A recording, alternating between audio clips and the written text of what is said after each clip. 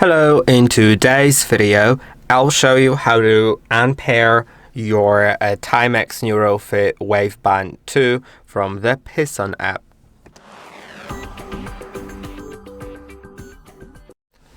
To do it, you can click on the device icon in the top right corner, then go to device details, and now you can unpair it.